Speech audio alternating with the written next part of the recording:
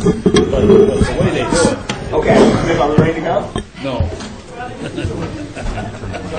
Good afternoon, everyone, and welcome to the Town of Nantucket Finance Committee meeting for Thursday, February 6th. This meeting is on television. I'm not sure where the camera is. The camera's over there. Okay, so on my left, I'd like to introduce members of the Finance Committee. Jim Kelly, across from me. Cliff Williams, Steve Waring, John Tiffany, Jim Sofferino, Christy Kickham, David Worth, and Craig Sperry will not be attending today. Is there any public comment on any matters that are not on our agenda today? Hearing none. We're going to skip over number 3 and number 4 and go right to number 5, which is a review of the fiscal year 2015 school budget. I'd like to welcome the superintendent, Mike Kozart, and quite the team that you have. Would you like to introduce? No, you're not going to have me do that. If I forgot somebody, particularly a school committee member, that would be, but we figured we would, outnumber you.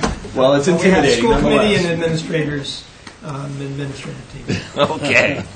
Well, the floor is yours. Thank you. Thank you. I do want to acknowledge the school committee who has been integral to developing this budget, and the administrative team who stand behind it and are prepared should I falter or not have an answer that is specific enough to you that they can jump in. Okay? Fair enough. So the first thing I always want to start with is enrollment, and because that's really what drives our budget. The past 3 years I've been coming to you with enrollment increases, and once again we see enrollment increases. We have, for the last 4 years, we have increased the budget by about 50 students per year. This last year we jumped 100 students in a year, and I will show you that. But this slide lets you see how the elementary school is going up, but also shows that the middle and high school is going up as well, and our space issues are not simply at the elementary school. The next slide gives you a 20-year look at enrollment, and I think what's interesting is if you go to 1993 at the top and look, you see that 1,000, and this is 20 years ago we were at 1,000. Today, if you go down, we're at 1,481, and in fact, that's an October count, and today we're actually at 1,497. It's been going up gradually throughout the year. Like to stop. But particularly if you look from 2009-10, where we had dropped to 1,233, and then the last 4 years, you can see, bang, bang, bang, the growth has been significant. The other growth that we certainly, and demographic change that we know about, is the change in population, the increase in population of the Hispanic population and the African American population. And I always try to be careful to point out that provides challenges, but it also provides opportunities for our children. And please stop me anywhere, as I go through if you have questions about a particular slide.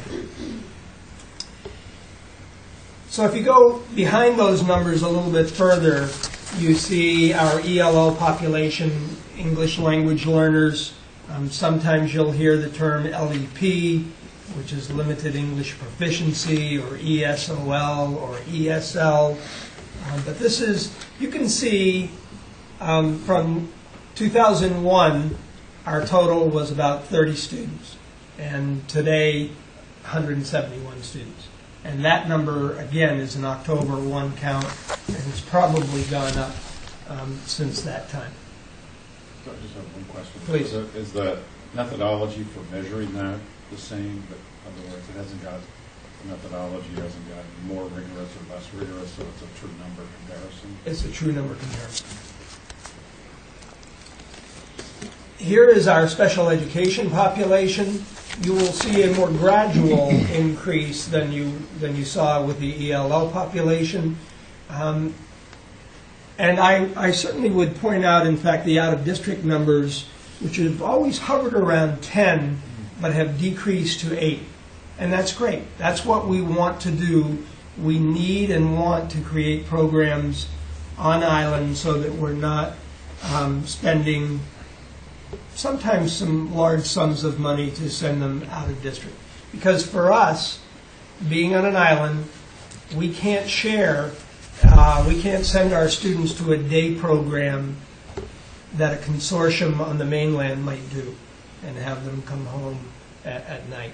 So if we have to send students off, we have added quite a few special ed programs, and in this budget you'll see an attempt to add one more special ed budget, which I think will bring back possibly 2 students from a current residential placements.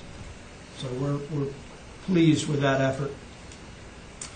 The budget, as you know, in 2014, this fiscal year, 23,396,275, and the projected budget total is 24,416,458. A projected increase of a little over $1 million. This slide lets you see that over time. You can see that in 2009 we actually had a higher operating budget than we did in 2010. Certainly the economy and fiscal times, revenues all shaped that decrease. A gradual increase to the projected 2015 figure. Chapter 70, you may or may not know, that's the Commonwealth program to distribute funding. It really is an effort by the Commonwealth to have an equalizing effect or attempt, trying to provide more funding, state aid, for less wealthy districts. Now, our figure at this point is an estimated figure, $1,007,000. That figure could change, and in fact, the governor has given another number already, which has not been approved and gone through the process. But that new number is higher. So, I think it's around a little over $2 million. So we will wait and see what happens with that. Here are our federal grants. This just compares, I'm sorry, it's reformatted a little bit. But what you can see is that this present year, the $469,770, it's actually gone down a little bit since last year. That's not unusual. We were told to expect that our entitlement grants would go down, and our Title I, Title II, and Title III all went down a little bit from last year to this year. The one grant that was a little bit higher was IDEA, which is a special education grant. And there are formulas for each of these grants, often tied into your free and reduced lunch counts. Just gives you a snapshot that a lot of our budget is payroll. That's not an unusual look as you look across the Commonwealth. I think you'll see a lot of 75 to 80% on payroll and 20% on expenses. This slide just helps you see where it's allocated. The elementary school is the largest piece of the pie. The middle school is next, and the high school is after that. Those numbers are to be expected pretty much following enrollment. Our elementary schools certainly has the largest enrollment. Facilities, central office are factored in there. If you were to have a photographic memory and remembered back to last year, those percentages would seem to be a little bit higher than last year. But last year we separated out special education independently in this. So this year they are all woven, those special education costs are woven into each school and into central office.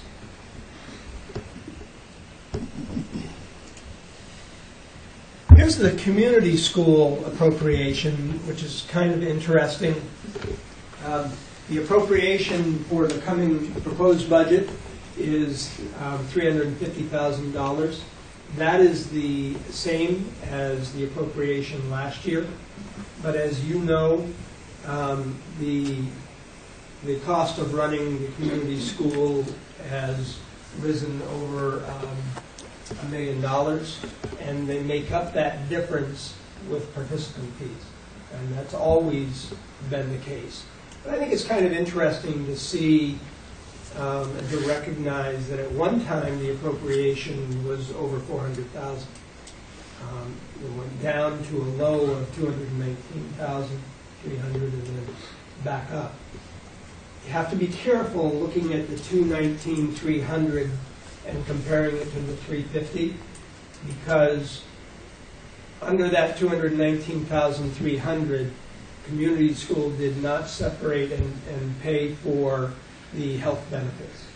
And in the last 2 years, health benefits have been added into that, which are roughly, I think, at $90,000. So the appropriation isn't really the increase that it might appear. Cliff? The health benefits from the school just go to the general fund, isn't it? Yes, excepting the community school food service when we didn't contract out for food service. And there are some grants, if we have the grants that I showed you, if we have a Title I staff member or somebody we pay out of those grants, their health benefits are factored into the grants.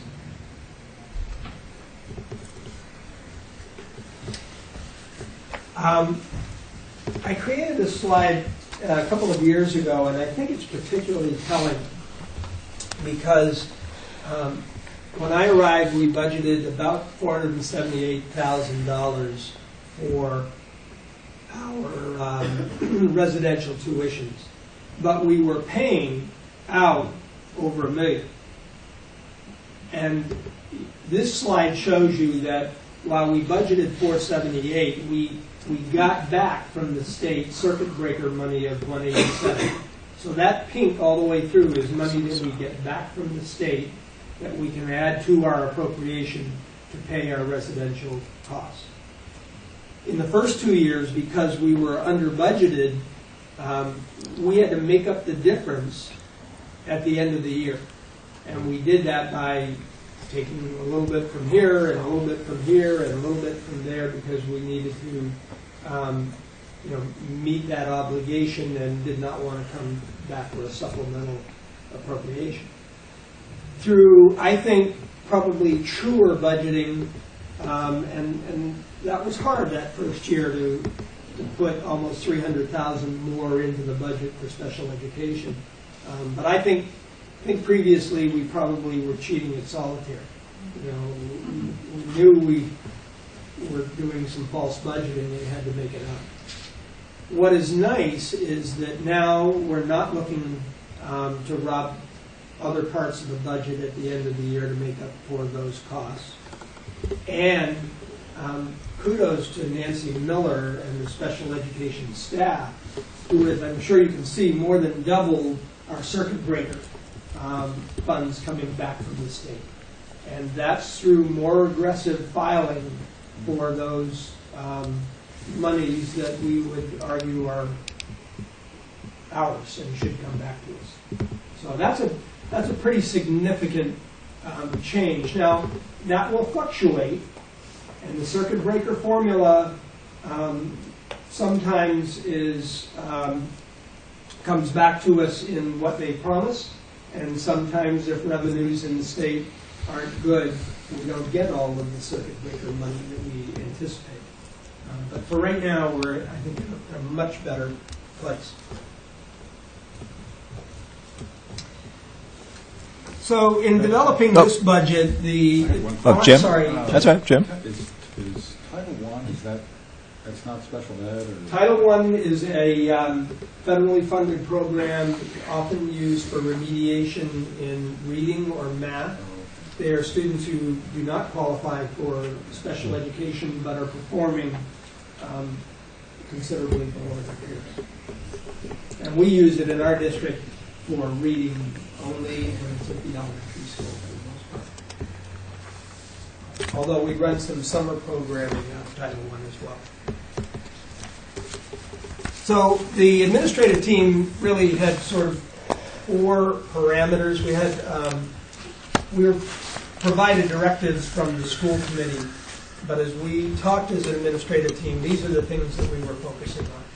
We need to continue to improve our curriculum and assessment systems. We wanted to maintain or decrease class sizes, and certainly to better support students identified as English language learners, but also to develop programs at all levels for students with special needs. So those were 4 of the things, and I think if you've gone through the supporting information, you've probably seen that we've addressed many of those needs. So what will we accomplish? We will indeed improve class sizes in many cases. I'll give you an example. Last year, we had 97 students, I think, register early for kindergarten. Between kindergarten registration, which at that time I think was in March, February, between February and September, the start of school, we went from 97 to 136.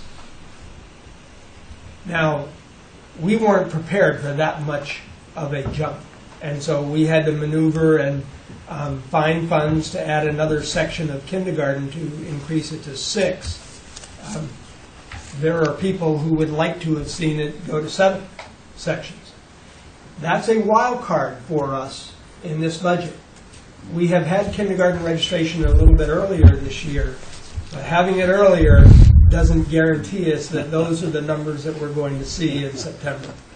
And so for right now, we're planning on 6 classes, and crossing our fingers that that's what we have in September.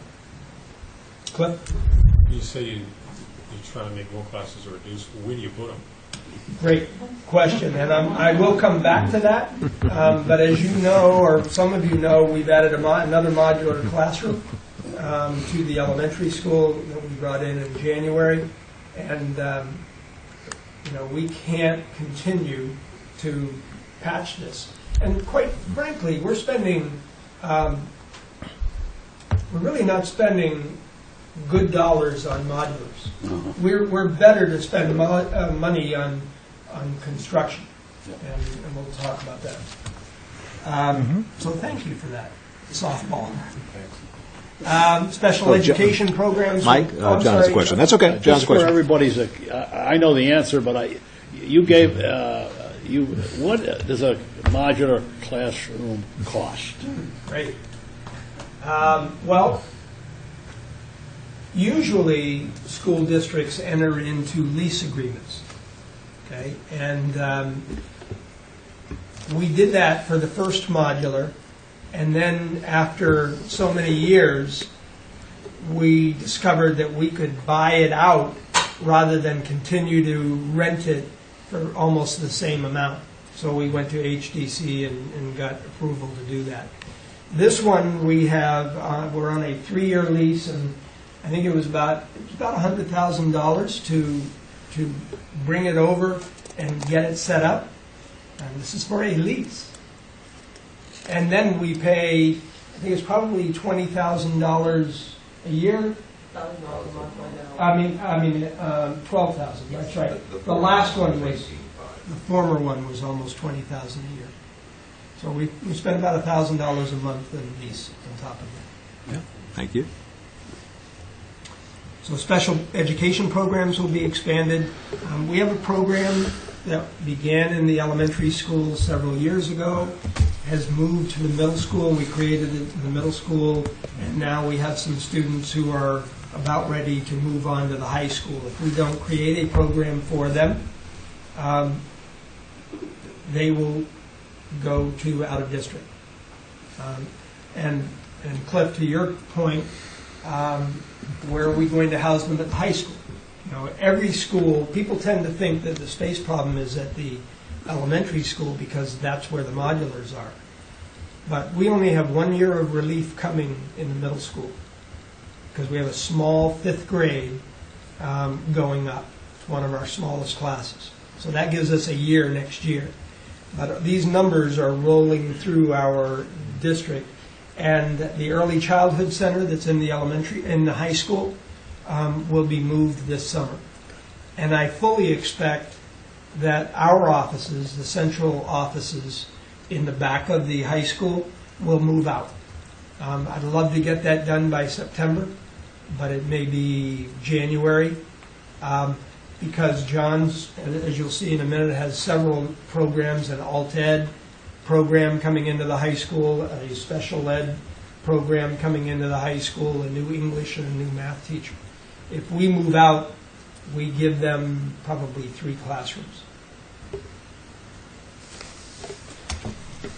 An alternative education program at the high school.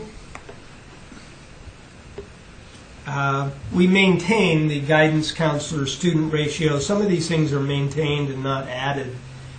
Unified arts are maintained, behavioral support programs at all schools, vocational programs, and I'm going to come back to that in a few minutes. Administratively, both the associate principals at NES are maintained, the high school assistant principal is maintained, and we will add an assistant principal at the middle school. Our work in curriculum and assessment continues. We did not add anything to athletics, but I would note that there were no cuts in athletics.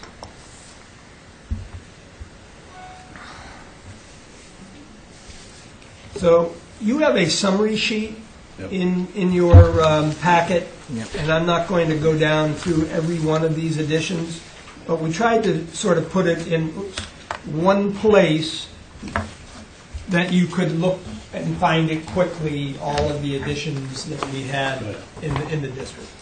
And this sort of mirrors that page that we provided for you. Grade 5 teacher at NES, we have 5 sections of 4th grade going into the 5th grade that only has 4 teachers. So obviously we need another teacher at that level. We need another ELL teacher at NES with those increases. I think that will be used primarily at the kindergarten level. We need another grade 6 teacher at CPS, which will be used for mathematics. We're going to double dose in math and try to use that as one strategy of many to improve our math scores. Assistant principal at CPS, that school has grown from under 300 to, I think it's probably 360. There has been a huge increase with the state's new evaluation system and the expectations of administrators. High school, not going to go down through all of these, but I'll give you an idea that by saying that at the high school right now, I think we have a geometry class of 33, 34 students. That's too many students in a high school geometry class. And we need to get those numbers down. Our AP Lit, advanced placement, another great class, and Mrs. Staniff does a great job, but the numbers, John, up at 27. For an advanced placement class, that's huge. This budget allows us to tackle some of our greatest needs in terms of class size. social studies, alt ed. Alternative education is a program that we had years ago in Nantucket High School that was lost probably through the cuts in 2009, 2010. It is a program for students at the high school who aren't making it in the regular classroom.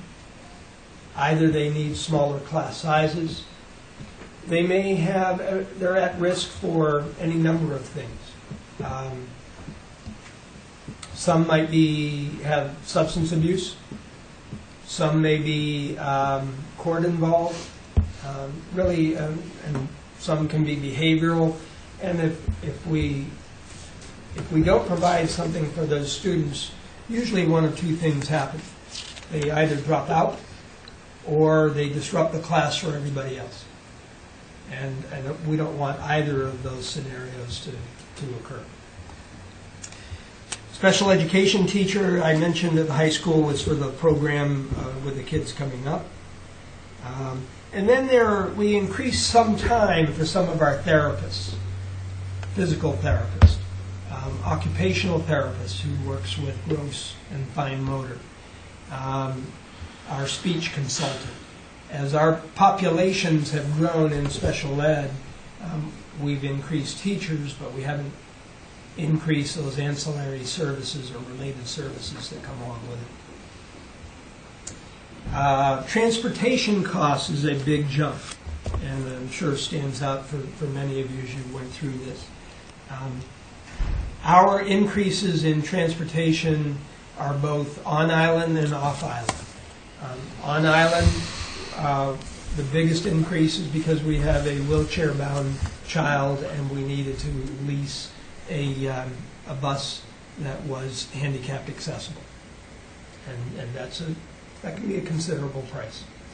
But there are also off-island expenses because any residential placement, we're bringing those children home some weekends, not every weekend, but as often as we can to keep them integrated into the community.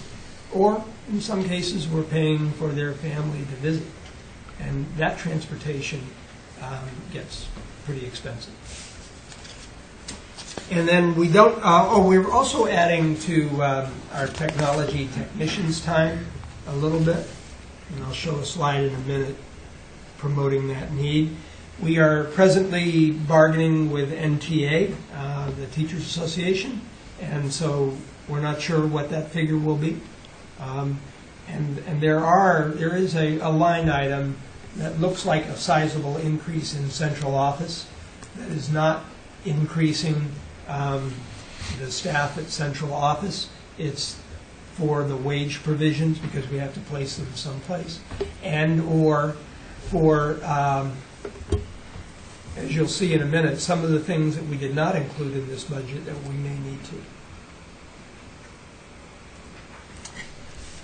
I think this is a sort of an interesting slide that came up the other night. 67% of our kids at the high school participate in at least one athletic endeavor.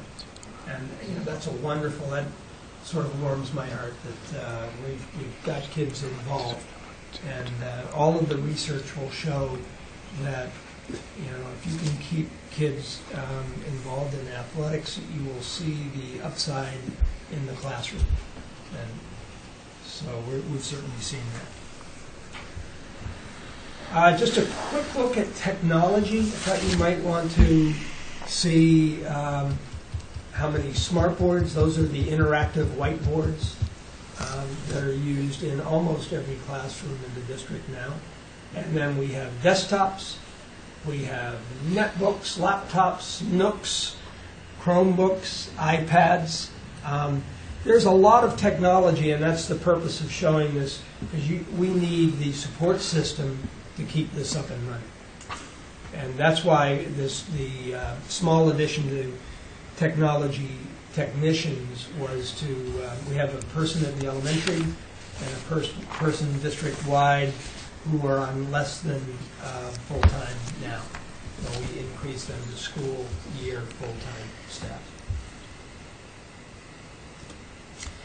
Vocational education, I said that I would come back to this. This is something that sort of caught us by surprise with an editorial and an article in the newspaper.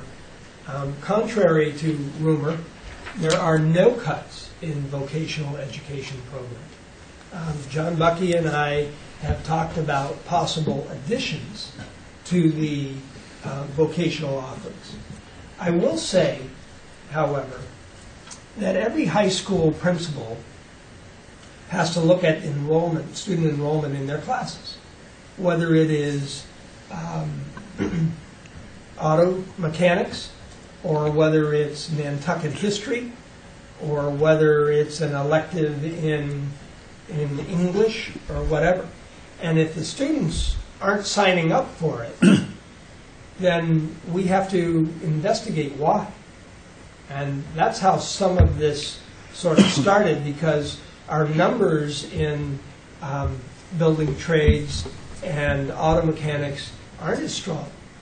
And John and I are asking the question, and that's really the question that where that article needed to go, I think, is why aren't kids signing up for this?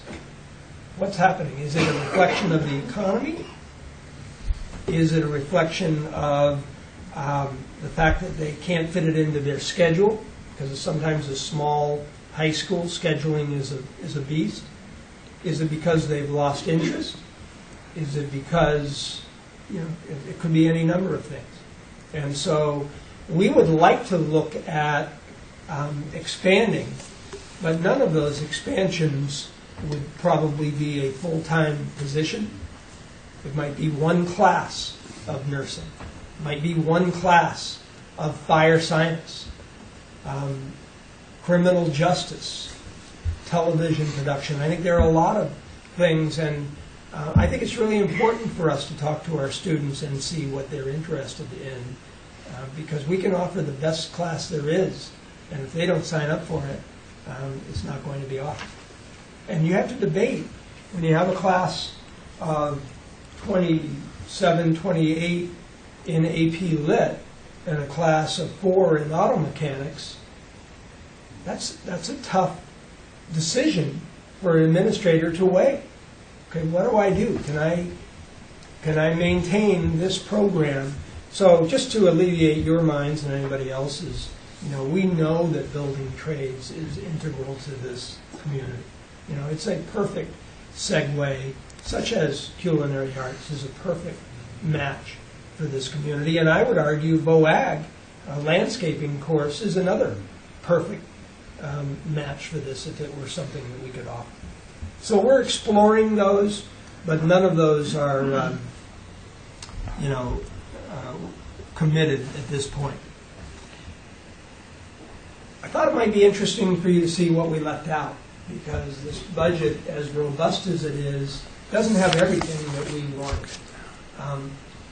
We need an additional special education teacher at NES. We, or maybe I, would love a gifted, talented teacher at the middle school. We've talked about a vocational director part-time at NHS to really make that vocational program vibrant. We've talked about one-to-one computing in our district as something. And yes, we've talked about a new school. And I will tell you, and I think I've mentioned this in various venues, it is our intention to come to the annual meeting, not this April, but the following year, with a proposal for a new school. We are engaged with architects now. We're trying to get an idea on what configuration that would be, what site that might be located on. So there are a lot of questions, and of course every question that everybody wants to know is what the bottom line is, and we can't tell you at this point. Okay. John? Yeah. Yes, John. What is a gifted, talented teacher at CPS? I mean, that. Yeah. They're At all the gifted elementary talent. school, we have a program called the ISLE program that Francie Baskett teaches.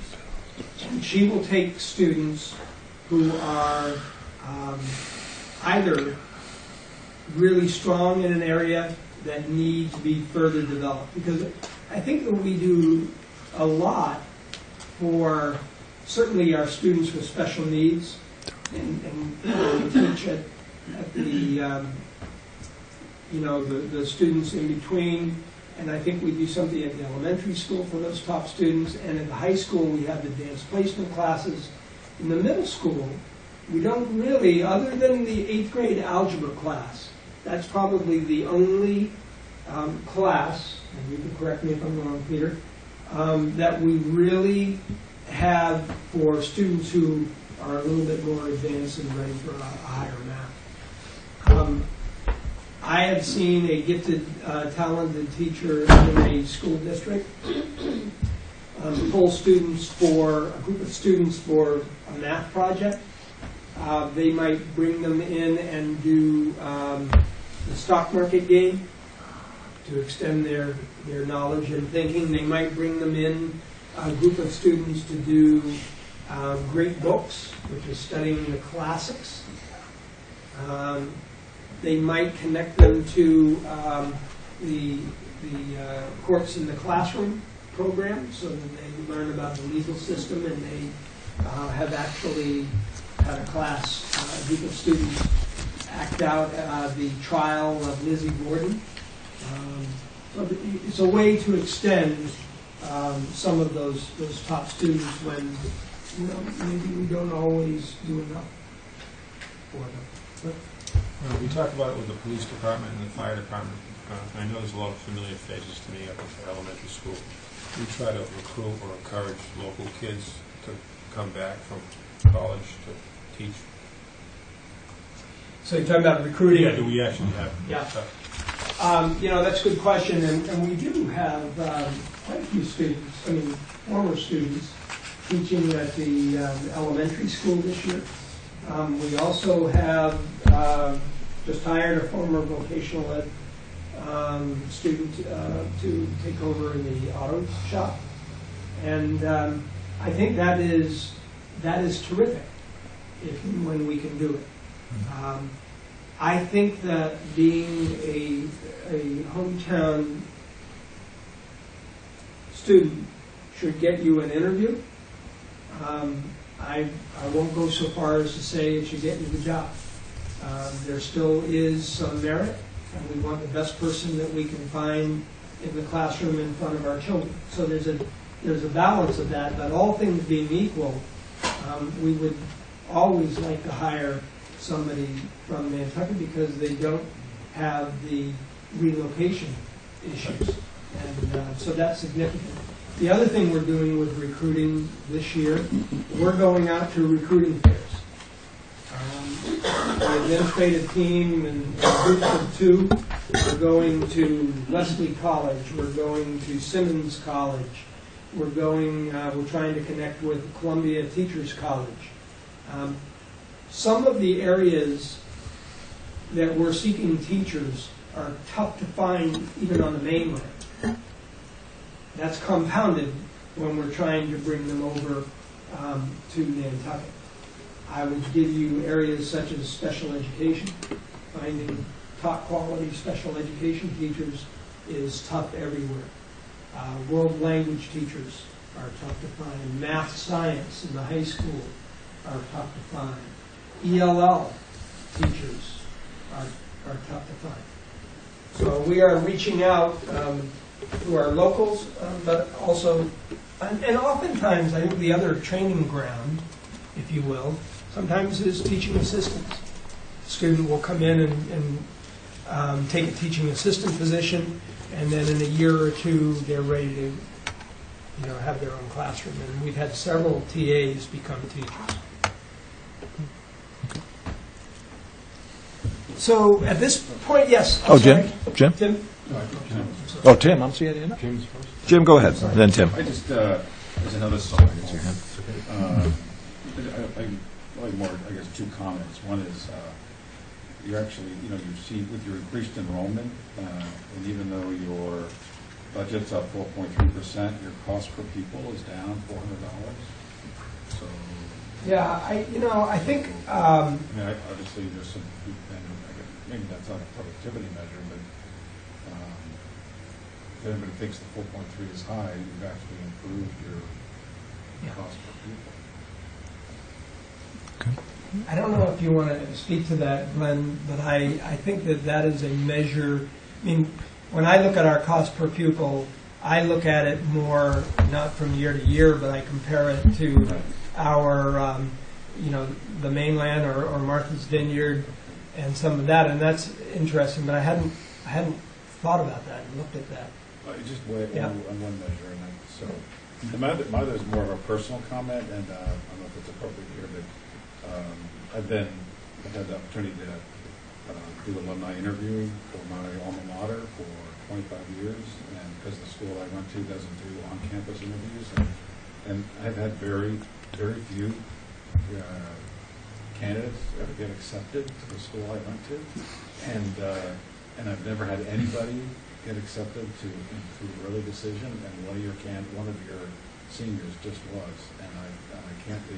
So I know there's lots of different measures of the success of your school system, and I would think where people go to school might be one of them. And I just want to me, that's a really positive indicator, and I just want to thank you for that. Just recognize it. I appreciate that, and we have had in the past 3 years, but even more so this year, some college acceptances that we're very proud of. And, I'm sure people have read about the MITs and the Dartmouth and Georgetown. Some of those, I don't know when we last had somebody get into MIT and Georgetown, and that's wonderful. Since I've been here. And, we're very proud of that. But the college acceptance thing is a fascinating dynamic, because while we have a student accepted at Georgetown, they were waitlisted at Northeastern. It's interesting.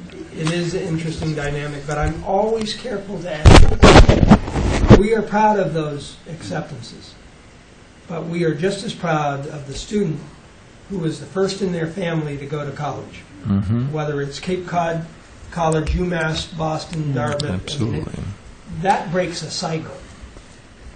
And that is a special, and I'm sure that if you talk to any of our guidance counselors, those they hold very Well, from a layman's standpoint, I think that it reflects an excellent job by staff and by school committee and administration, that such well placement, because it's a very good reputation island-wide, so you should be proud of that. And thanks for bringing that up, I Jim. appreciate that. So, Tim?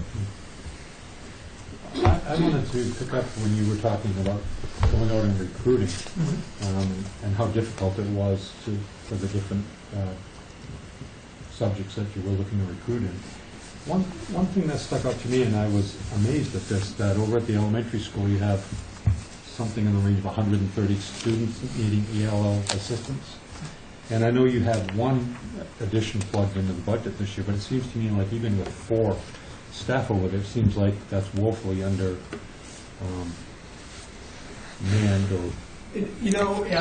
What's happened with the rapid growth in ELL is that each year we've been plugging in one here and one there, and earlier in the 2010 it was hard to plug anything in because we were really cutting, as our roll forward budget was more than our appropriation.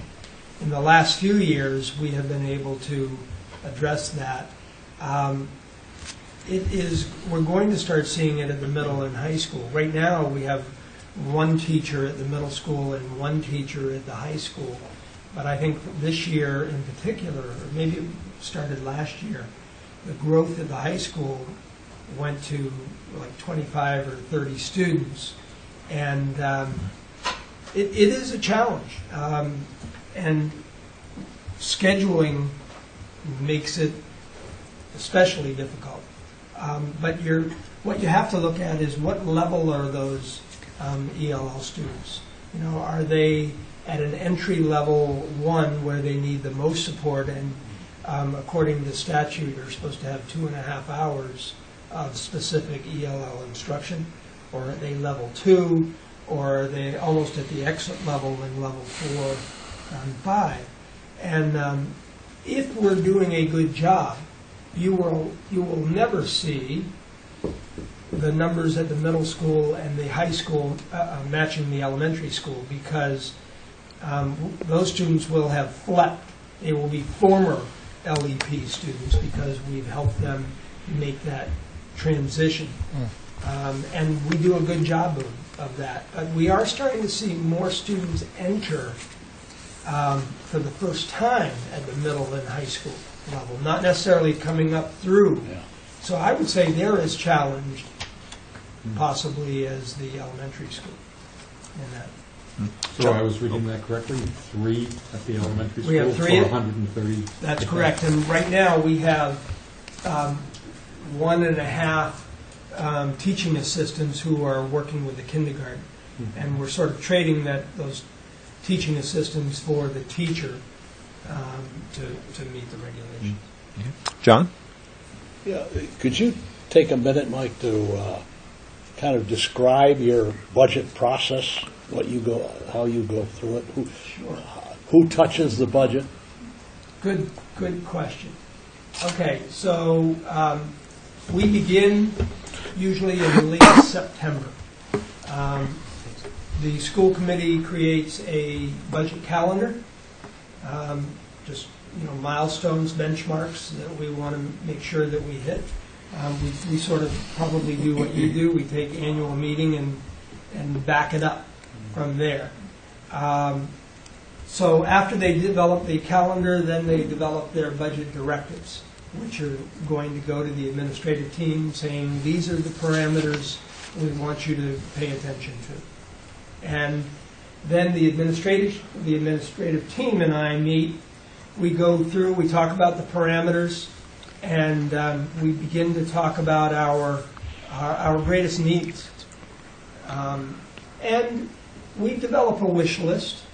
At this point, we don't know what the appropriation will be, and so we understand that it's a process that may or may not come to fruition.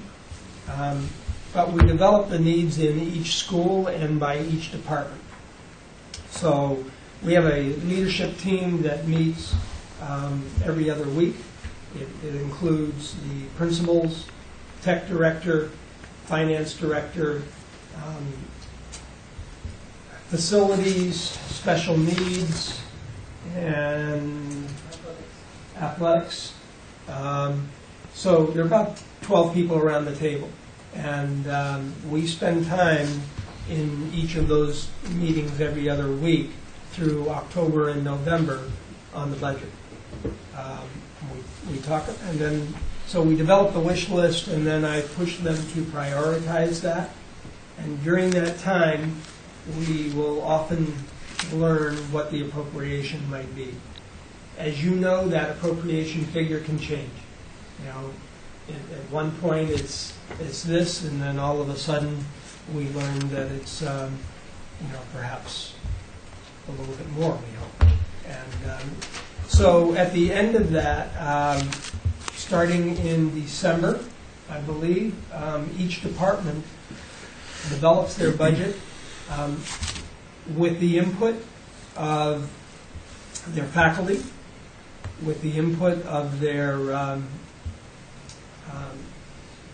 committees, the school councils that each of them have by statute. And even in their parent coffees, they're taking information from the community on what the community wants and feels. People usually aren't shy about telling us what we need and what we need to add. So they develop those budgets, and then we look at the appropriation and fit that in. They make a presentation in December by department to the school committee. And the school committee listens, takes it under advisement, asks questions, of course. And then we come back and we may fine-tune what we've developed based on what we've heard from the school committee. And then we have a budget hearing, which was, I think, about a week or two ago. And after that budget hearing, depending on what we hear from the community at the budget hearing, we may the school committee may make changes to that budget after the budget hearing. And then after they have decided that their budget is what it is, they take a vote, and then we come to FinCom and present, and then wait for the annual meeting. That helps. A lot of time, energy, angst sometimes as we advocate for a program, and sometimes are able to accomplish it, and sometimes we say, okay, that's the top thing next year.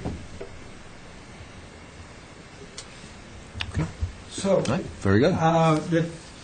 the capital piece, I'm going to ask Diane O'Neill, who is no stranger to you, to step up, and we'll just sort of take you through the changes that we have. You want to take over?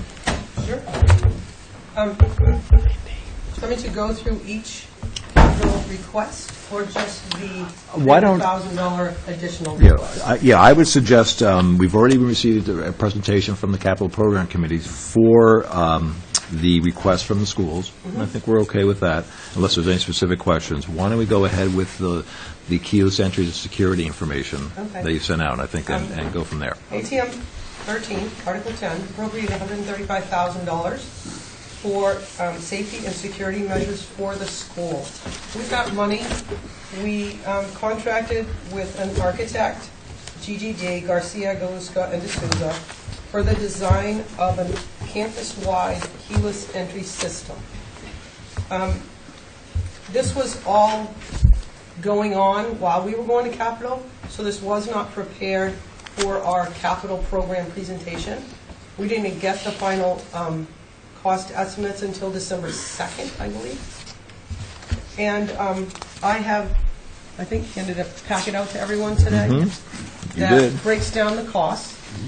So we spent $18,820 on the design of this system, and for the bid specs, and for some construction oversight when this happens. Now, this not only includes the keyless entry system, it includes new doors to the high school and a new doorway to the pool entrance, because if anybody's familiar with the pool entrance, it is really not secure to the public if you're using the pool and you're using the community pool locker rooms.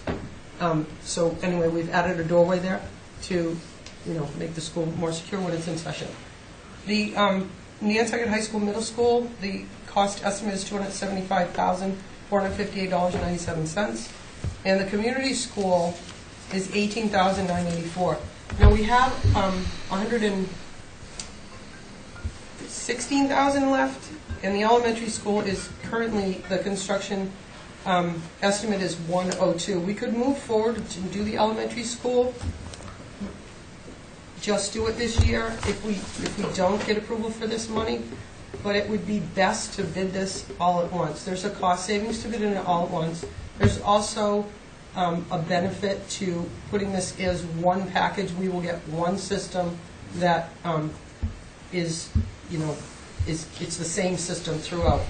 Also, I'd like to point out that the system that we get, the cards will be compatible with the police and the fire, the cards that they already have and use. So the police won't need access. They'll already have access. If we ever had an incident, we wouldn't have that issue. Okay. Questions? Questions? Oh, Cliff Christie. Diane, I'm wondering if anyone's thought about, as far as the elementary school, deferring that until like a new building's put in, and if that might, I know it's realistically it's probably 3 or 4 years out, but if that was ever, if the funding you have, if it can be used in 3 or 4 years. We could certainly save the funding. However, I don't foresee us not using the elementary school as it is. I kind of see a new building somewhere or an addition to the existing building. So putting this off really doesn't make sense to me. I don't, I can't speak for anyone else. It just secures our elementary school. Actually, we were going to do that first because we actually have the money for that right now. Right. So, Okay. The other thing I would point out is, No, go ahead, no, you answer that. is Explain just that. to distinguish, because there was a capital request for $200,000 for safety and security, and I'm sure you were wondering, well, did you already have the money to do that? If you look at the slides behind you, they show the high school and the middle school as you enter the buildings. And most buildings, if not all buildings built today, have an airlock or vestibule that you go into, check into the office before you are allowed access to the rest of the school. And we feel strongly that we need a vestibule in actually all 3 schools. In the high school, you could build it interior. In the elementary school, you could probably do it interior with doors that would seal off the academic corridors. The biggest area that is a concern for me is the middle school, because you can walk into the middle school and keep walking. The secretary is off. For those of you who have been in, and you can walk by and go too far. We actually did a security test this year and had Chris Carnival have somebody enter the building to see how far and how long before somebody approached them and said, may I help you, or redirected them to the front office. And we did pretty well with that in most buildings, but it was a good learning curve because our buildings are, if you enter any of them, you can keep going. And it could be a while before we stop someone. Now, I'm fully aware that there's a balance between safety measures and security measures and keeping our schools inviting and maintaining the rural nature that we have in our schools. We don't want to have to use all of the things that you might find in an inner city school. But we do need to take some measures. We can't be caught thinking that something can't happen here. And so we feel that the safety and security measures are important. Thank you. Cliff, and then John. That's kind of the question I had. What is the experience going to be? Because at the beginning of the day, say the elementary school, it's pretty chaotic where anybody runs in and out. Is there a point in the day where you just decide, okay, now we're locking the hallways, we're locking the doors? Yeah. Okay. Certainly at the end of the day. And then you're doing some things on weekends to make it more secure. Right now, if there's a program in the gym at the elementary school and parents come in, they can walk throughout that school. And there are a lot of things. As that school is set up, there are cluster spaces with equipment open, and so just from that standpoint, we'd like to secure the buildings. That's not necessarily child safety at that point, but it is, building security.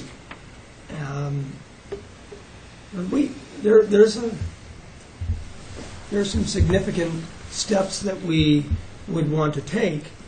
Some measures we talk about publicly, and some measures we don't, because we certainly don't want to broadcast all of the safety measures that we're going to put in place. Okay. John, then Christie. I'm just trying to get an idea of how much you're asking for in addition. You had the 135 from the previous year, and that's already been approved, obviously, a year ago. You just talked about the 200,000 that was in this year, which is for something else other than the keyless system. Yes, correct.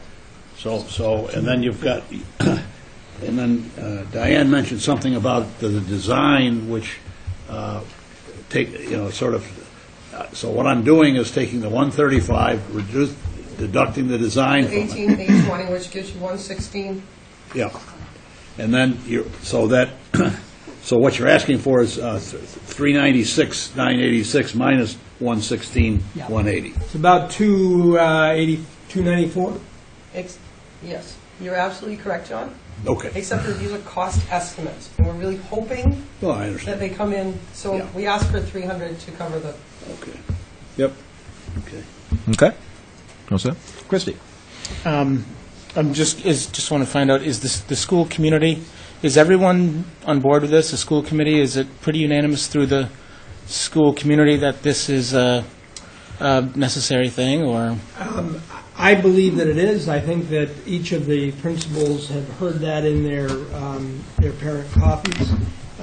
Certainly, when you have something like Newtown, it brings it to the front for people. I've talked to Chief Pittman, who supports it, and in fact, we've talked about at what point are we going to want to have a school safety officer in the elementary school because of that more immediate response.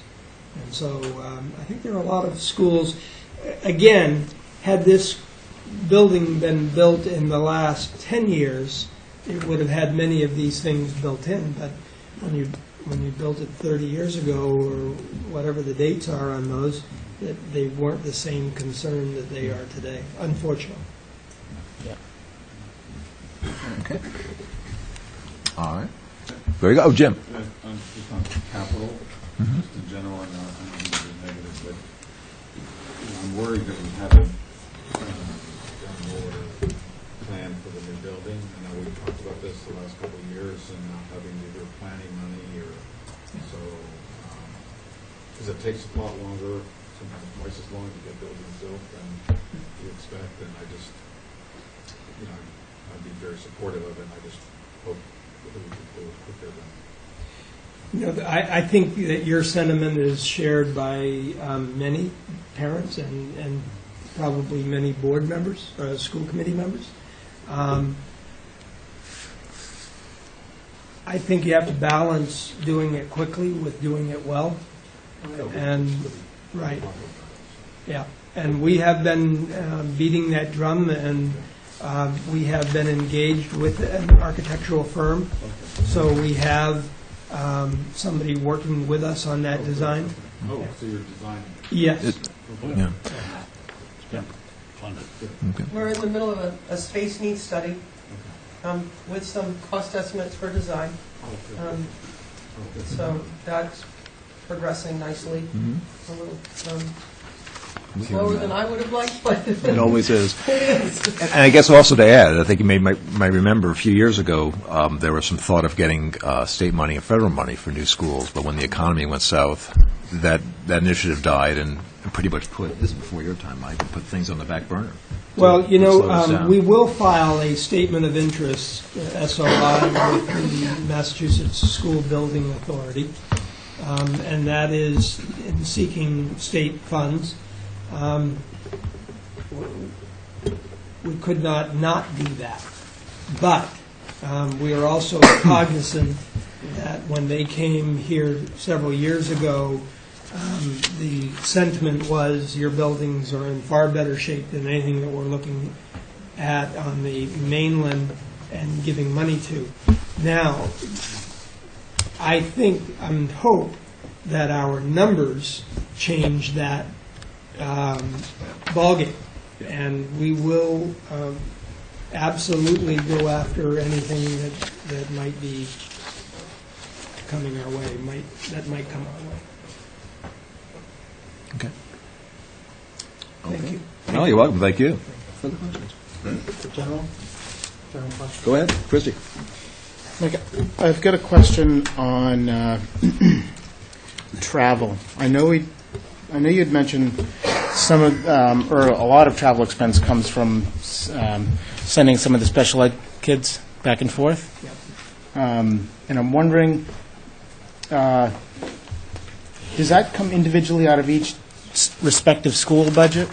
Because I'm looking at the travel and other for central office, and it's You're probably, that is probably the line item for professional development for staff. Okay. And again, living on an island, one of the expenses that we have is that when we have a teacher or an administrator go off island for professional development, we're paying for the ferry or a flight or a rental car on the other side sometimes. So I'm not looking at what you're looking at, but Yep. I'm anticipating that that's what it is. The absolute line item that carries the special education transportation cost versus travel. Travel is generally for staff-oriented purposes, but transportation is when you're moving pupils, whether mainland, Okay. on the island. It is warehoused in the central office. The line item is 13840-3196, and you'll see a progression over the last few years where we have been back and forth in maybe an 80 to 125, 135,000 area. We're probably going to be closer to 170,000, 185,000 this year and again next year. So that's the 80 that we're looking to add.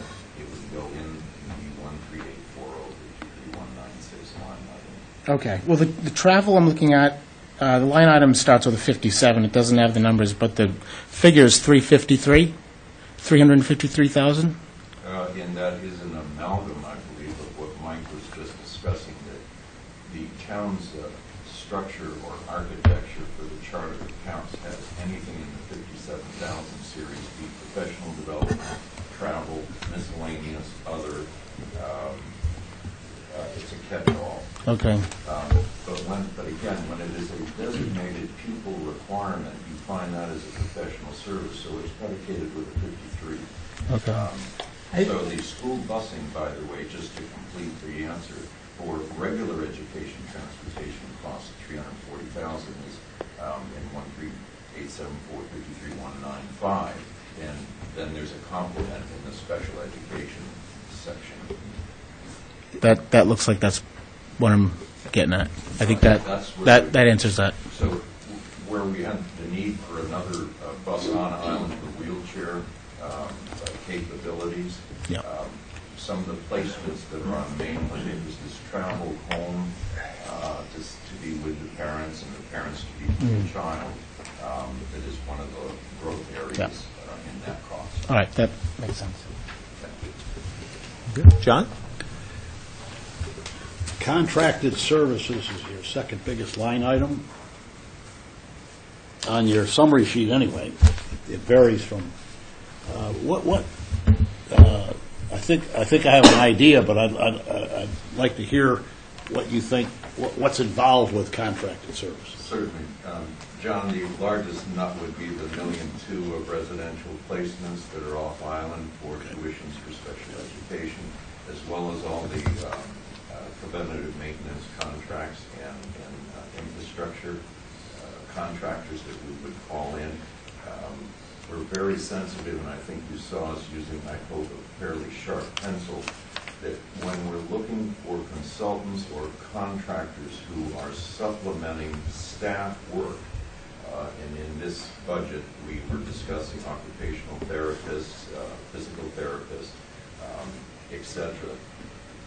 We're very tight on that. You saw those numbers in the 15 and 17,000 area, because again, we are trying to do everything possible with our own people, but there are these specialized niches that it is more cost effective to get someone who is already licensed and chartered in those therapies and bring them in to see the pupils. And of course, I can give you any level of breakout you care to suggest. Should I ask for it? No. You should not. Thank you, Glenn. Further questions?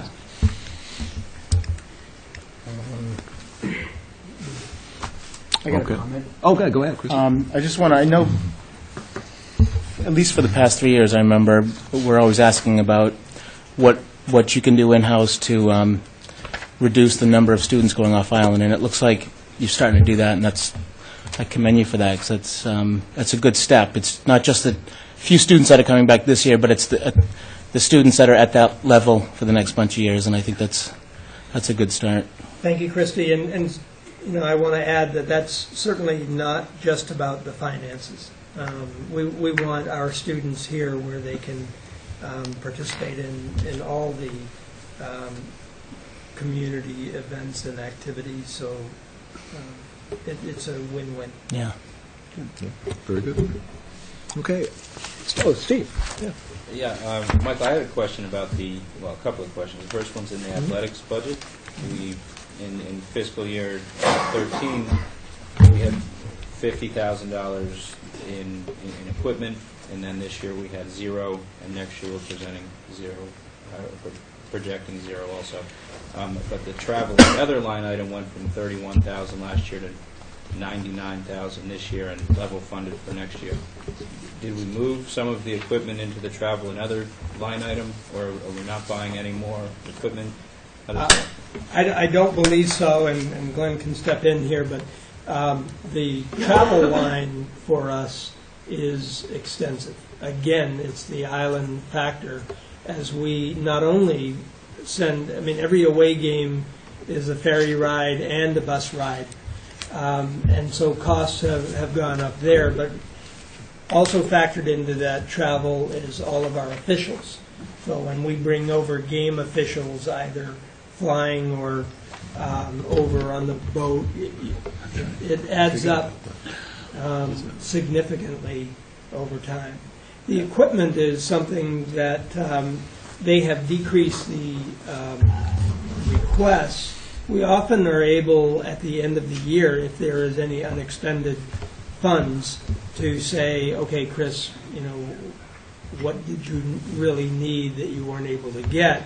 The other thing that he has is an athletic revolver that he can tap into for some expenses. Thank you. Okay. And the second question was in the central office, and again, I'm on the system summaries page, central office hardware, software budget. Fiscal year 13, we were $455,000, and then this year we're down to $156,000. And then we're level funded for next year. So is $156,000 enough, or did we buy a whole lot of stuff last year that's going to hold us over for a while? I'm going to speak first before Karen does, because she would say it's never enough. Technology, I call it feeding the beast, because it's always hungry. Years ago, when I started in education, you rocked if you had an Apple II GE, and we thought that $100,000 was going to be it for 10 years.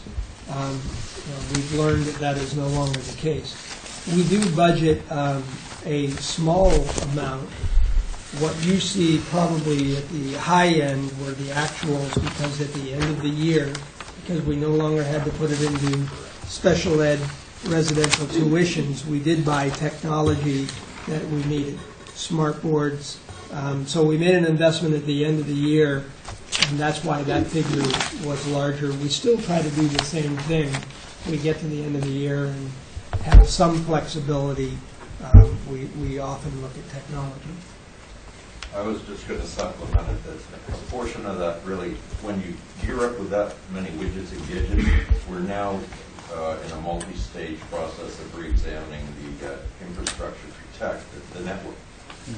So I think, and again, Karen will speak to this more specifically, but some of those costs included supplementing the capital article and looking at the bandwidth, getting up to strength. Again, we've had just exponential expansion in the number of devices and utilities used on our network. Right, great, thank you. All set? That's it, thank you. Okay, very good. All set? I think we're set. Thank you very much. Thank you very much for another informative presentation. We'll see you at town meeting. We'll be there. You're welcome. Thank you very much. Thank you for all your hard work. And I'll also be in touch about the security. Okay.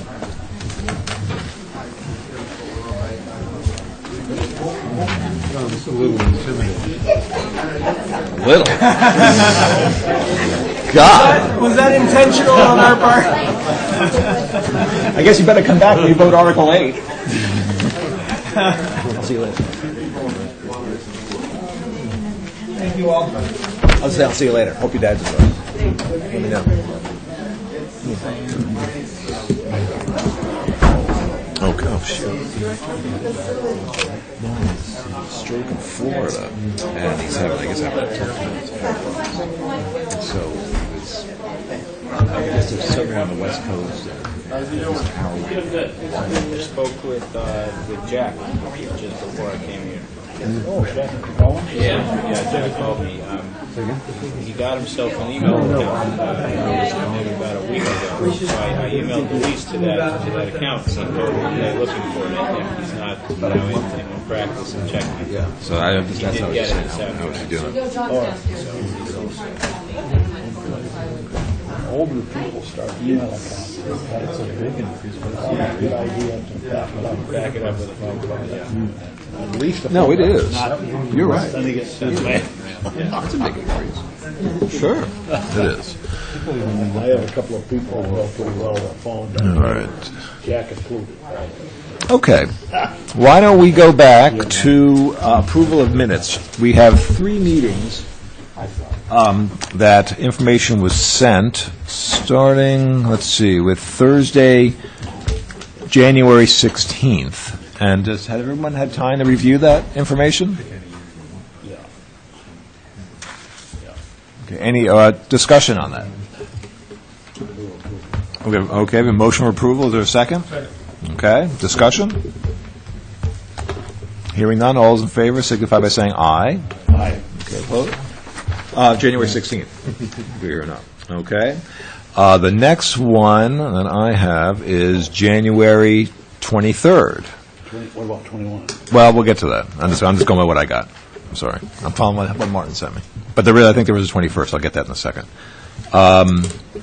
Discussion on that, and that is when the Kara came and did the DPW budget. Should make it more specific, and we did have that in our packet. Discussion on those. Okay. Hearing none, I'll ask for a motion then. Okay. Second discussion. Okay. All those in favor signify by saying aye. Aye. Opposed? Okay.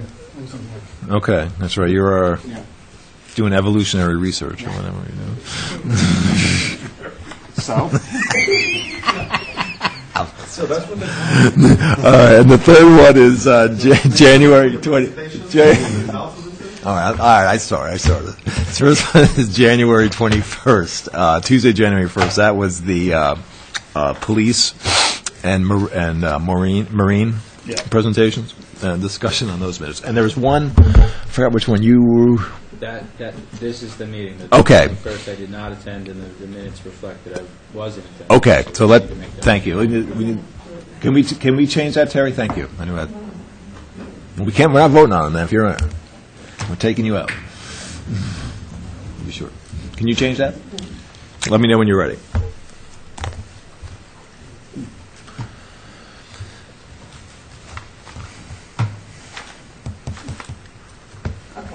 All set? So Steve Morey is not in attendance on January 21st. And nor is Mr. Kickham either. Christie wasn't either. But that does reflect that. Okay? Excuse me. Discussion on those minutes. And again, hearing none, if anyone would like to make a motion, I'll accept it. Okay, John, a motion for approval, and a second. Second. Okay, discussion on the minutes. Okay. Hearing none, all those in favor signify by saying aye. Aye. Opposed? Okay, that carries. Now, last thing on the minutes, we'll need, Terry, it's just for you, January 14th, January 27th. Did we? Okay, we may have, then it's shame on me. I just want to be sure we get them all. 27th, the 28th? I don't think we met the 28th. No, you didn't meet. Nor the 30th. Or oh, no, that's it. We didn't meet the 27th, met the 28th, and we canceled the 30th. Downstairs. Yeah, That's the it. 28th is actually two sets of minutes, because one of them is the County. county committee. Correct. Got it. So, I sent those two. Yes. Yeah, I sent them both. Did you send the 27th? The 28th? There was no comment. Shoot. The original email, together with. All right. Janet. All right. You know what? I can't. I'm going to have to go back and through. I apologize. I must have missed that. Unless if you guys had them all, then I'm the only one that's not. That's fine. We can go ahead and vote on them. If no preference, then why don't we hold off? I want to just be sure we got it. Okay. Is that all right with everyone? Okay. So I'm going to put a star on that. Okay. Committee reports. Anybody? I got nothing. I got a question for you, Cliff, not to put you on the spot. Anything with the personnel, the BASC Personnel Compensation Committee? Anything going on? Meeting. I was going to try to get hold of that fee, and that's when we're going to the next step. Okay. I think the biggest thing with that whole group is it would be just great to start with the wage and compensation Survey? Survey. And that's in progress right now, right? Yeah. Okay, great. Mr. Chairman? Tim? Along that line, Yeah. one thought I've been having is Sure. maybe that committee needs some money to hire some professional folks to help them in that review. And I mentioned that to Matt. Can we talk about that with the, at least for the retirement portion of it, especially seeing Mr. Sperry has an article Mm-hmm. that we have somebody that's unbiased to take like a FERS program and Barnstable and what the conglomerate. I would just offer it, Mr. Chairman. Yeah, no, for you listen, to, yeah. to our representative, next time you meet, maybe you could say, if the speed of this or if you're overwhelmed, the Finance Committee might be supportive of, a transfer for some. Well, there is, okay, yeah, I think that's fine. I think it's a good idea. 'Cause we do, yeah, I think the committee, safe to say that we want to see this thing move along, and if that would help it, sure. I think we've been, okay, great. Contract review, we're going on the 18th, Yes. and if you're not done then, we'll see you on town meeting floor. We'll be done. Okay. Okay. Any other committee reports? Okay. Review and discussion of warrant articles. Again, we could have just some preliminary discussion on any of the articles at this point.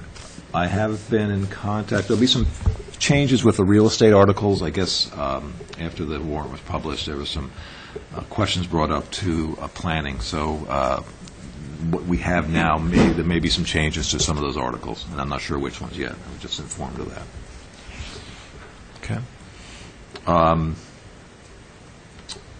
Any comments, questions about the warrant right now?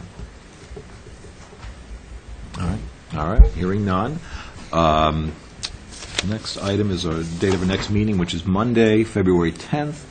We'll be downstairs. That'll be the public hearing. It'll also be we'll have the opportunity to chat with town council about finance committee duties and obligations, I guess, summing it up. And in addition to that, to get an update, last night at the selectmen's meeting, the selectmen put off voting on a waste options an amendment to the contract with Waste Options in light of some recent changes, and I've sent you a number of emails. There's a number of them. The Fifth Amendment is correct, and there's the actual amendment, and there's some analysis. It's like the Bill of Rights, and there's some actual analysis that goes with it. The selectmen would like to hear our opinion on it. So George Aronson, the consultant, will be coming in on Monday also to talk about the potential amendment, because he was integral in negotiating it with Waste Options. And I believe the town council will be there, and maybe some other attorneys too, maybe. Now, one thing we can talk about, I thought that, sure, we can certainly weigh on in, and we can summarize our thoughts, and then I would present them at the Selectmen's meeting on the 19th when they're hearing it again, or before. Well, we can send it to them before, then I'll be present to articulate our positions on the 19th.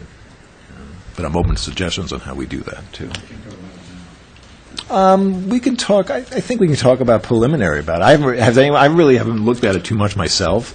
No, that's something, I just remember, But we can talk a little bit about it, sure. if we can, it was, remember we were asking questions about kind of what the strategy was, and not, I don't care, and that wasn't her job to do that, but Right. like, who's looking at the competitiveness of it, and do we want to just drop the prices to whatever? So she was saying, well, it's a complex thing, and so, I think, is that what they're asking us feedback on? I think so. I think in essence, part of the sticking point is, or some of the sticking points is that fees being paid to waste options, and in essence, what is the town getting in return for that? Was the taxpayer? Also, the flexibility for waste options to drop the price for C&D, whereas they didn't have that freedom before. And I think with this amendment, they will. And I'm going to look over, Cliff, because you were at the meeting last night. I was not. I probably should have been now in light of this. Is that accurate, what I said? Am I kind of summing that up? I think there was a lot of questions on, like the building that's burned down, and whether the fee that they charged was one of the subjects. That $30,000 a month fee? 30, Yeah. it's turned into, whether that was actually for the building, or Rick Atherton made mention that maybe he was earmarked at one point for the mortgage of the building, but it's turned more into part of the A running fee of some sort? fee for even though they get 190, whatever the numbers are, for the C&D, that it was part of that fee. So they wanted to maybe get George or whoever's in charge of Aronson? Yeah. Okay. of this whole thing to maybe put that stuff down. Was it for the building? Is it for the C&D? Is it a combination? What's it morphed into or from? And explain the whole thing a little bit better, and to see what we're voting for and whether or not. And then there was a model. I think Rick had some numbers that showed either better or for worse what we're getting now, what we're going to get. We've gotten, I think I sent those numbers to you. I think we all have that now. Yes. Okay. Yep. Just a comment, I mean, Sure. with the contract of that magnitude, whenever, in my experience, when you outsource something, you really have to have somebody on the inside who's dogging that full time.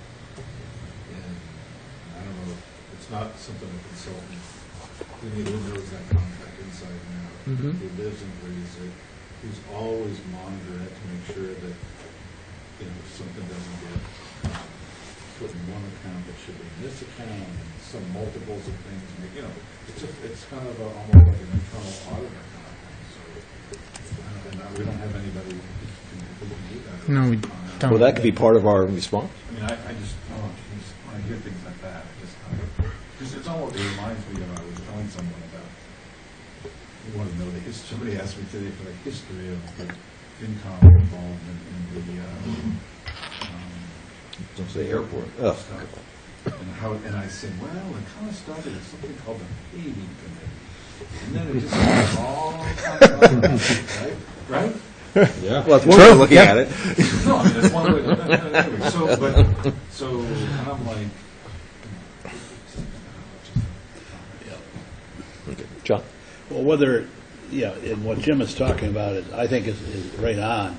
I don't know that whether it requires a person full-time to dog it or not. I suspect that that's not the case. But somebody has to be on top of it enough so that, what Cliff was describing is some of the answers, well, it sounds like that, well, we're going to find out what this means and this means. Well, what do you mean find out?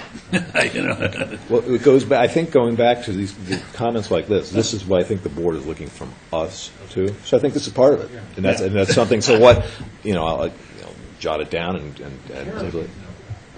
No, I agree with you. I think you're right. I mean, it is a complicated comment. Just looking at some of the notes and somebody who's like a facilities person and right. waste person and like an internal auditor. And plus knowing the original contract, which is, and I'll defer to Tim, who knows it very well. It is complicated. I mean, I don't know it. I do. So, yeah, that's fine. Well, I think good. one of Go the ahead. things that I've been waiting for, I think we all have, and Kara made her budget presentation to us a few weeks ago. I believe it was Libby said she would have George Aronson come in. That's right. And And I've been working on that, yes. And what seemed to me to be a little, maybe the cart before the horse is, we probably should have had that presentation before we had the budget presentation, so we could have understood. Exactly. But That's a good point. so it doesn't really matter. Well, We're I think gonna have it Monday, and we'll have it Monday. I think part of the reason we didn't, they were still negotiating. right. No, I understand. But Yep. you're absolutely correct. But we could have rearranged the calendar so that we could have had. Yeah. Hindsight 2020. That's true. But Monday, I think there'll be a great opportunity for us to hear what Aronson's been involved at since back, I think, Jim, when you were chair of the Yeah, committee. oh, yeah. Yeah, he started way does back. have Yeah. a little But bit he's of, a consultant that, he's got a little different perspective. I mean, he has The only thing, the thing he does have, though, is I think he has a good sense of where the town is. Right. He knows how the town operates, and he knows what the angles are, and I think, but as far as from the waste option side, that's a tricky part. And there never really was someone assigned to what you're talking about. it's not George's job. No, I mean, yeah. I think what, at least what I'm reading, is that you don't have a consultant be the one to nail down the details on a day-to-day basis. Someone on the inside. That's- You Gotta have someone on the inside. That's fine. See, the way I look at it, It's a new position, I just don't know. then I think in the past, it was always Jeff Willett. Yeah. I think in the past, he knew it. it's pretty good. He was a little more, I think he had some answers. He was part of the team Yeah. from day one. Yeah. Yeah, he did know pretty good. Well, again, going back to what our responsibility, or I see our responsibility is, this is the kind of thing we'll write down, and this is what we'll present. No, I think this is good. That's good. They would be out of town, so. Oh, you are? Oh, for God's sake. All right, I better write it down now. All right. I haven't read it yet, so I'm. Well, it's a lot there. I'll be, yeah. Yeah, so it's a lot there. And, all right, but that's one thing. So I'll jot that down. So, but, before we get sending it out, it'll go back around the committee for review, because they have till the 19th, so we'll get Did you, One thing we could do. that's fine. Go Tim, ahead. then Christie, go ahead. I'm just thinking about if you were going to be out of town, you could probably watch the meeting. Yeah, no, I don't want The to other assign thing, homework. you also, you couldn't have the public hearing part, but you could participate remotely if that's an option, too. Okay, just throwing out this idea. I wouldn't. Okay. Did you at one point send us a waste options contract? Did we get that at some point? Why do I think that might have been something that? God.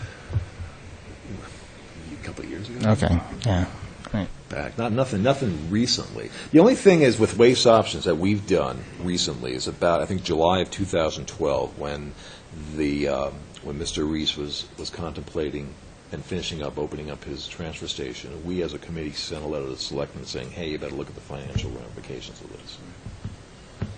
That's my recollection. And Jim, I'm going to look for you. I don't remember pretty much before that. It's been a while. Well, it's Tim's idea, yeah. I wrote it, but it's exactly. It was Tim's idea. It wasn't my idea. All But I Tim's wrote it. fault. No, it's good because Tim told me, and I wrote him the letter. Tara does have two new people, maybe this is a management decision. No, I think Libby shared. I think that's fine. Somebody who needs to just know, to ask a question like that, and not have a. Too big. Well, the only thing I would say is the diversion of C&D to a different facilities hurts the taxpayer. I mean, that's why I thought we should be on the record on that. I mean, I know our new member David is on that a lot. Loss of diversion of revenue from the town. But Right. Yeah. And I applaud the Board of Selectmen to ask for our input, too. Mm-hmm. Yeah. Yeah. Well, we'll see how it goes with it. Okay. So on Monday. So everyone who will be here, be prepared That's good. to ask questions. All right. And then, just looking ahead, next week, Tuesday and Thursday is real estate and zoning, so that I'm sure we'll be taking up most of the time with that. And then the following week will be the contract review, and then I would like to start working on some motions then, all right, because she did, yeah, and it's getting there, but still incomplete too. That's what I looked at. So, and what I'm going to try to do, and I'm still trying to figure out in my mind, just for the open meeting laws, is try to give a range so that we're complying. But so there'll be no more canceled meetings. Okay. Starting with Monday. Starting with Monday. So, unless any other thing, I'll. Oh, we'll go ahead. Yeah. Sure. I didn't know if you saw, but we have our former member of the audience. It's great to see her. I didn't know if she had reapplied and was phoning up on that. Oh my God! You know, I didn't even. How embarrassing! I thought you were the young newspaper reporter. I didn't even look. Oh my God! Where have you been? How embarrassing that is! I thought that. Well, come sit around the table. You know you can sit around the table.